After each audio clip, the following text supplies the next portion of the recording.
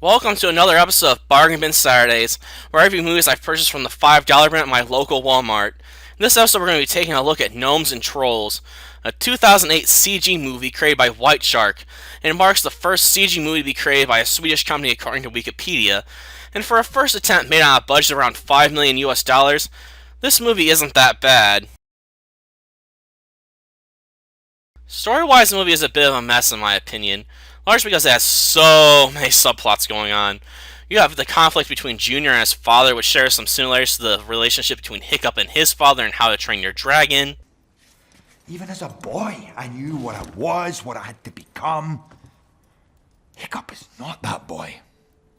Next summer, he turns 75, the age when he's to be introduced to the Gnome Council as my successor. But they know he's not up to their standards. They've asked me not to present his candidacy.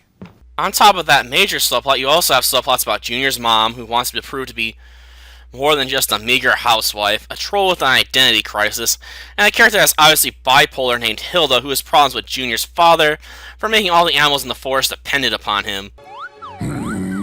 Shove off, you itty-bitty hedgehog! What'd you say, fool? The main subplot alone can be enough to help carry a movie, but combining all these plot threads into one creates a bit of a mess. I wouldn't say that it burned down the movie enough to make it unenjoyable, but the overcrowding created by all these competing plot threads is felt at times. I'd argue that the ending is the worst part of this movie for a laundry list of reasons. While they don't ruin the movie upon initial watching, they can burden the experience if you think about them later, and I'll present these problems in the form of questions. 1. How did Sneaky and Slims know that Junior put down his invisibility potion before giving himself up? 2. Well, the movie does bring up the plot point about the invisibility potion being addictive and turning people to stone if they drink more than a drop. Is it a good idea to base your plan around the king being thirsty immediately after capturing Junior, especially when he doesn't know what you're planning to begin with? Would you like a drink, Father? Yes, my son.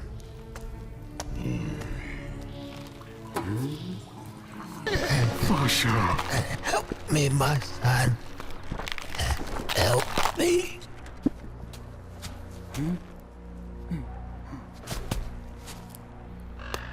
3. How did Slims manage to repair Junior's flyer/glider anyhow? I realize that Slims is vastly different from his brother Faces or his father, but seriously, how did he know how to repair such a device? Not only that, he appears to have improved upon the original design.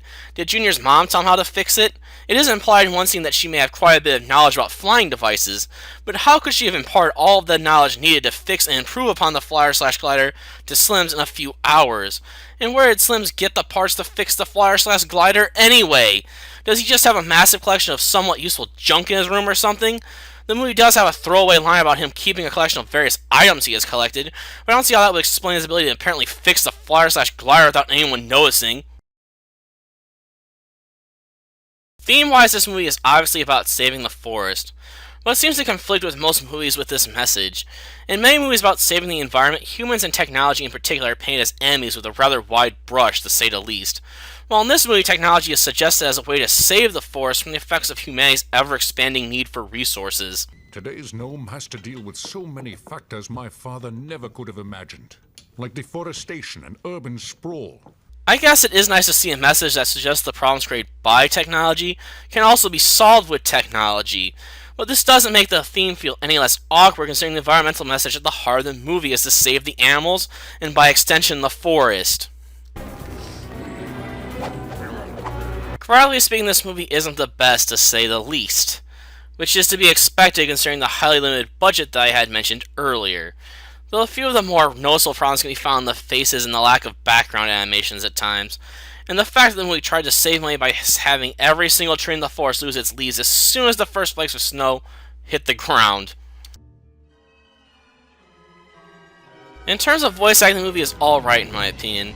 And I've probably used enough clips at this point for anyone watching to form their own opinion, to be honest, or at least a partial opinion. On the music side of things, though, the movie just nails it.